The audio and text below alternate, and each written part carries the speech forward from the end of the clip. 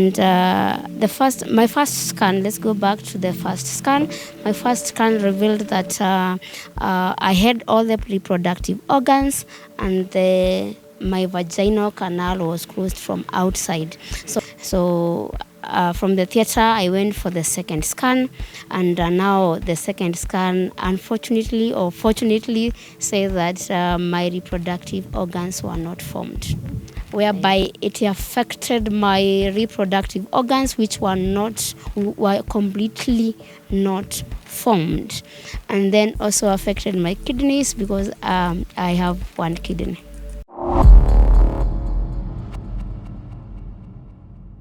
Karibu kwa mara nyingine kwenye Plug TV, your number one infotainment channel. You requested for her and she's right here. One of the ladies who happens to be very famous in Kenya, by the way. Sitasema mengi kumuhusu. Acha nisikie mambo. Kwa majina naitwa Julian Peter, 30 years of age. Mzaliwa Machakos. Unasikia kwanza anasema Julian Peter. Ni Mkamba sio? Kabisa. Unatoka Machakos pande upi? Natoka Machakos, Masinga constituency. Yes. Now, Julian Peter, umekuwa ukitrend sana all over social media. Kindly tell us, unaweza ongea Kizungu, the language that you're comfortable with. Hebu niambie, who is Julian Peter? Julian Peter is a 30-year-old lady born with a condition called MRKH, which means Mayer-Rokitansky-Kuster-Auer syndrome. And it is a condition whereby a female baby is born without or with underdeveloped reproductive organs. Yes. Yo, marriage, eburudia, tujaelewa, eburudia. MRKH, yes. It's a syndrome, it's, okay, but Yeah, it's a syndrome. It's a condition that a female baby is born with. That is, she's born without or with underdeveloped reproductive organs. Yes. Now, ebu niulize, how was your childhood? Yeah. When did you discover the condition? Okay, my childhood, I grew up like any other normal girl, and there was nothing different about me.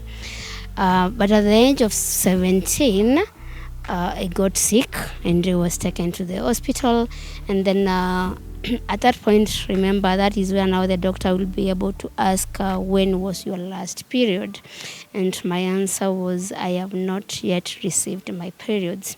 So that is where my journey started. Yes. At that time, were you in high school or you already umemaliza? I was in high school. I was in Form 3. Yes. Now, wakati ambapo ulipatiana the information to the doctors, what did they tell you? Okay, I was taken through our physical tests, and also I went through a series of scans, and that is when they confirmed that I have Mullerian agenesis, which is MRKH. Yes. You just flow with the story. Tuambie tu the entire experience baada amekwambia you have that condition. Okay. Okay, after that I was supposed to undergo surgery, and my first scan, let's go back to the first scan. My first scan revealed that I had all the reproductive organs, and my vaginal canal was closed from outside. So at that point in time, the doctor suggested that I undergo a minor surgery, which was supposed to open the vaginal canal. So I believe when we went to theater and he started doing the surgery, he discovered something was really different from what he had hoped for or what he had seen from the first scan. So from the theater, I went for the second scan, and now the second scan, unfortunately or fortunately, say that my reproductive organs were not formed. Yes. So after that, It was sent to Kenyatta for an X-ray, and the X-ray confirmed that I have MRKH. So that is how I discovered that I had MRKH. But from there now I went back to school, because at that point in time I was still young and I was not ready to pursue any medical test. So I went back to school, and after high school, that is after Form 4, that is when I read my results from Kenyatta. Yes, so my mother kept them away from me, but I read them when I came back after high school. And then I relaxed. And because after at that point in time, I already knew there was nothing I could really do. There was nothing much I could do about MRKH. So let's say that I swept the story under the carpet and life continued. Hebu kwanza sasa niambie, baada ukiwa unafanyia exam pale, what was going through your mind? Okay, I believe being young at that point in time, you don't have a plan maybe, or you don't even think more about your reproduction health. And so I just went back to school and my life continued like nothing happened. Yes. So after high school, that is when now things start to hit, like I am different, I really don't have this or that. And then at some point you feel like maybe it was just a dream and you'll just wake up from it. But by the end of the day, it's the reality and there is nothing you can do about it. So wakati ambapo umefanywa check up and surgery went through, sio? Mm-hmm. Now I just want to know, after they tried opening a vaginal canal, did they tell you like kuna uwezekano nini ilikufanya baada hiyo surgery kuna inasemekana kwamba kulikuwa na shida kutoweza kupata mtoto? Hebu walikuexplainia kitu kama hicho? Okay, the doctor did not really explain much. The only thing he said was there was nothing that could be done.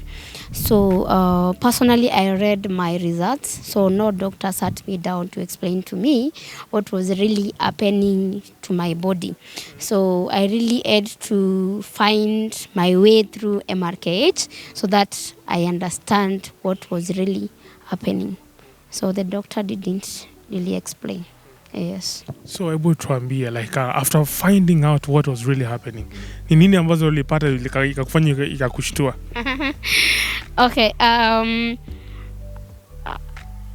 after really trying to search much about MRKH, because the doctor said it was Mullerian agenesis. At that point in time, I did not know MRKH. I knew Mullerian agenesis. So I really tried to find out about Mullerian agenesis, and that's how I found out that it is MRKH. And I really researched and understood the MRKH bit, and I found out that we have two different types of MRKH. We have MRKH type 1 and we have MRKH type 2. MRKH type 2 basically affects the reproductive organs only. And now MRKH type 2 can affect the kidneys, and you can also have now the skeletal abnormalities. So mine was MRKH type 2, whereby it affected my reproductive organs, which were completely not formed, and then also affected my kidneys, because I have one kidney. Yes. That's a shock. You found out that now this thing has affected your kidney, ukapata uko na one kidney. Yes, let's say not. What happens is now the kidneys are supposed to be placed in different places. That is the left side and the right side. Now, what happens with mine? The two joined together, so they are on one side of my body. What? Yes. Now, talking about the reproductive organ, hebu niulize, after finding out all these stuffs, je, ulipata maybe in Kenya kuna watu wenye condition kama hiyo ama ni wewe peke yako? Okay, I believe after I found out about MRKH, I spent at least 6 to 7 years without connecting to someone with MRKH. But later on, I was able to connect with a lady who had MRKH. And then from there, we were able to connect to many other ladies from Kenya. Yes. Now, kuna ile swali tu ningependa. Has it affected your relationship wise, maybe mambo ya kimapenzi, kiplani, after finding out this condition? Okay, with MRKH, and then again, when it comes to relationships, I believe when someone gets into a relationship, they have they really have something that they want to gain from the relationship. And maybe if someone is serious with this relationship, and being in African setting, whereby we believe that you need to get married, have kids and all that, what happens is in your dating life, what happens, you're most likely going to be disappointed, or maybe disappoint people in one way or the other, and they leave. Yes. Has that ever happened to you? Okay. I would like to say that it has happened many times. But what I do, I like to say is that say it as early as now, so that the person who wants to walk away walks now than later. Yes. So like, I would be. Are you in a relationship right now? Okay. Yes, I am in a relationship. Yeah. And how did the man react baada ya kupata uko na hii condition? Okay. The man knew my condition even before I started dating him. Yeah. And he's cool with that? Yes. Wow, that must be an angel from heaven. Now, pia ningependa kuuliza, kuna maswali fulani watu wanajiuliza kule nje. Wakati ambapo kuna hii condition, inasema kwamba huwezi ukapata mtoto, huwezi ukapata ujauzito, to be specific. Na pia mambo ya kujamiana, for instance, mambo ya maybe love making with your partners. Tuambie challenges tu, tuambie tu. If it's possible, sema kila kitu. Okay, with MRKH does not really affect your sex life mostly. It only affects your reproductive life. That is because lack of reproductive organs does not affect your feelings as a woman. So, and then what happens with MRKH type 2, if you don't have the vaginal canal, you are able to go through surgery to create a vaginal canal to enable you to have a penetrative sex. Yes. So, MRKH does not really affect your sex life. Na pia umeongelea kuhusu type 1. Type 1 hujaongelea kuhusu. You only talked about type 2. Hebu tuambie type 1. I said type 2 affects mostly the reproductive organs only. And most people with type 1, they have underdeveloped organs. Their organs are there, but they are really underdeveloped. Yes, but with type 2, they are completely not there. Yes. So hebu nikuulize, Julian Peter, pale nje wakati ambapo unaendelea na maisha yako ya kawaida, what do you do maybe for a living out there, and how do you cope with the people around you who have discovered that you have that condition? Okay, I think people don't really come to me to talk about MRKH, because when I'm out there, I am a different person, because now it's my day-to-day life, and even if someone asks a question, they'll ask and I answer. Yes. So MRKH does not really affect my day-to-day life. Yes. And what do you do for a living out there? Okay. I'm a tutor in hairdressing and beauty therapy. Yes. Kwa hivyo wewe tu ni mtu wa kurembesha watu kule nje. Kabisa. Yes. You do makeup or designing ama? I teach people how to do that. Wow. Yes. Kuna expert. Hiyo ni shule gani? I teach at Oldham's College in Ruiru. Yes. Julian Peter, pia ningependa kuuliza, how can people connect you on social media? On social media, I'm Julian Peter. Yes, just Julian Peter. Yes, but I have a page on Facebook, Julian Peter MRKH. So there I talk about MRKH experiences. Yeah. Yeah.